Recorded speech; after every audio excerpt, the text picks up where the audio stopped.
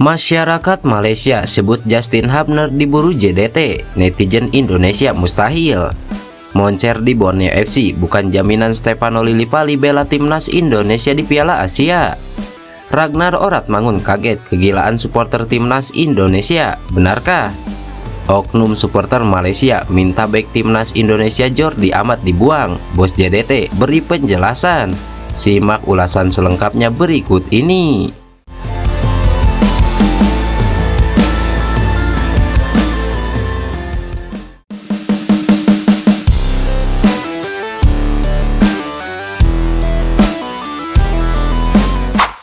Masyarakat Malaysia dengan akun TikTok @ajamkol19 membuat rumor yang menggelitik netizen Indonesia. Akun yang memiliki followers mencapai 56.000 itu mengatakan bek timnas Indonesia Justin Hubner masuk radar dua klub Malaysia Super League.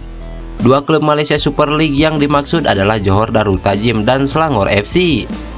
Transfer rumor pemain Wolverhampton Wanderers Justin Hubner yang kini sudah resmi menjadi warga negara Indonesia dikabarkan masuk radar dua klub Malaysia, Selangor dan Johor Darul Ta'zim, tulis akun TikTok tersebut. Jika kabar tersebut benar adanya, apakah Justin Hubner bakal menerima tawaran dari JDT atau Selangor FC?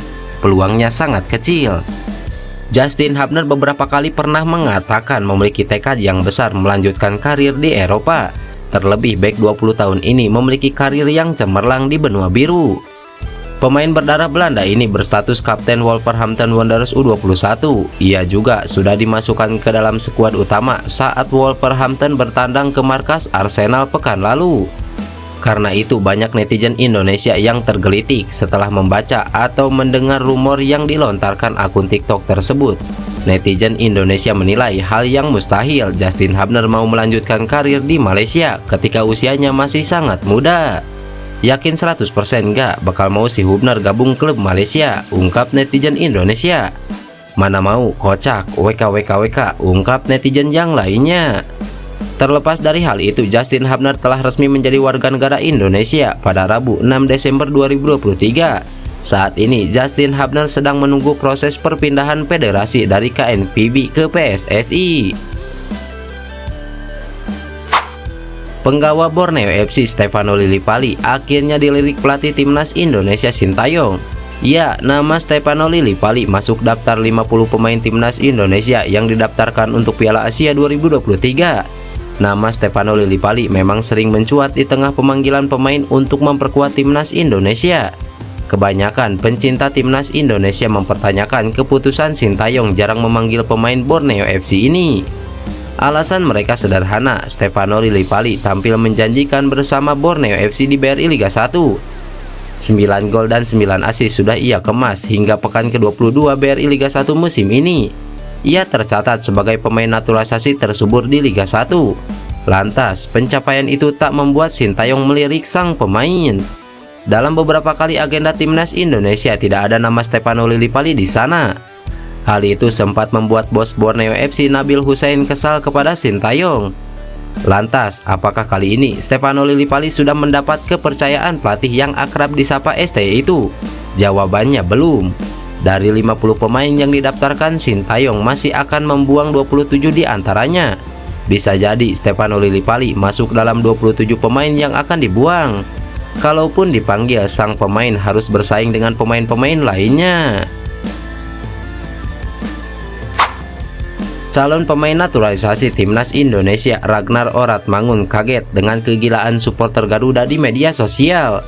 Belum juga resmi menjadi warga negara Indonesia dan membela timnas Indonesia, supporter sudah menyerbu akun media sosial Ragnar Oratmangun. Buktinya pengikut akun Instagram winger Fortuna Sittard itu naik pesat. Sebelum dibawa ke Indonesia untuk memiliki proses naturalisasi pada November lalu, pengikut Instagram Ragnar Oratmangun hanya 1.000. Kini jumlahnya telah meningkat lebih dari 33.000.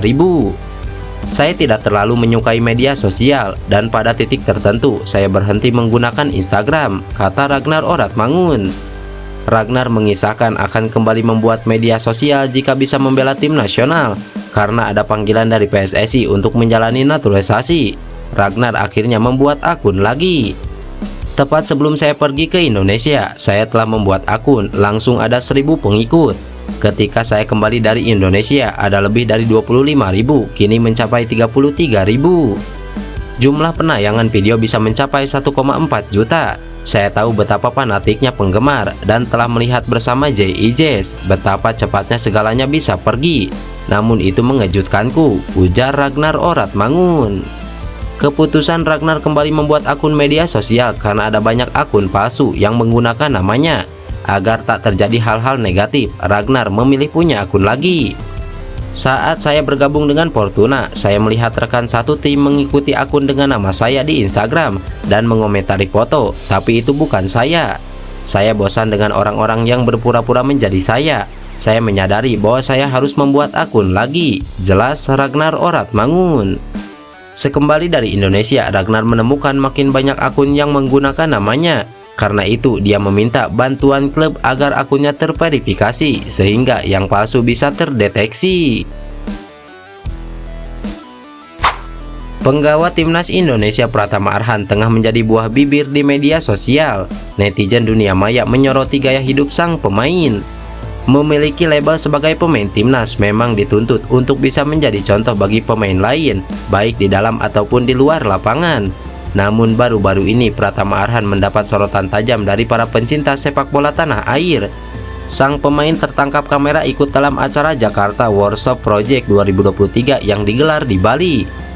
Banyak yang menyayangkan hal tersebut, mengingat Pratama Arhan dan para penggawa timnas Indonesia lainnya akan menggelar pemusatan latihan.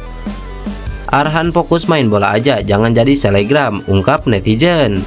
Takut banget kalau karirnya Arhan jeblok gara-gara ikut party, mana di Tokyo Verde jarang dimainin, gak dikontrak lagi, kata netizen yang lainnya.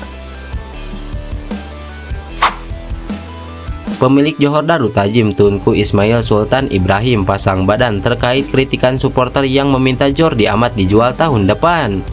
Menurut Tunku Ismail, baik timnas Indonesia itu punya peran besar di balik kesuksesan JDT musim ini. Pembelaan Tunku Ismail berawal dari kritikan oknum supporter Johor Darut Tajim terhadap performa Jordi Amat. Kritikan itu mengacu pada penampilan Jordi Amat pada laga final Piala Malaysia. Ketika itu Jordi Amat melakukan kesalahan yang mengakibatkan gawang JDT kebobolan. Meski demikian, JDT berhasil meraih kemenangan 3-1 atas Terengganu dan berhak menjadi juara Piala Malaysia. Tunku Ismail Sultan Ibrahim langsung merespon keras kritikan dari supporter JDT terhadap Jordi Amat. Menurut Tunku Ismail, bek timnas Indonesia itu seorang pemain yang menguasai filosofi dasar JDT. Tahun ini merupakan level kebobolan terendah dari tahun-tahun sebelumnya dalam sejarah kami. Jordi adalah seorang pemain bertahan yang mampu menguasai bola dan sesuai dengan filosofi kami. Jika kami menang, kami semua menang, dan ketika kami kalah, kami semua kalah, sama saja dengan terdegradasi. Tidak ada satu pemain yang harus disalahkan, melainkan sebuah tim. Sebelum Anda berbicara tentang nilai, lihatlah dulu fakta-fakta yang ada, ungkap Tunku Ismail. Lantas, bagaimana menurut kalian? Tulis pendapat kalian di kolom komentar.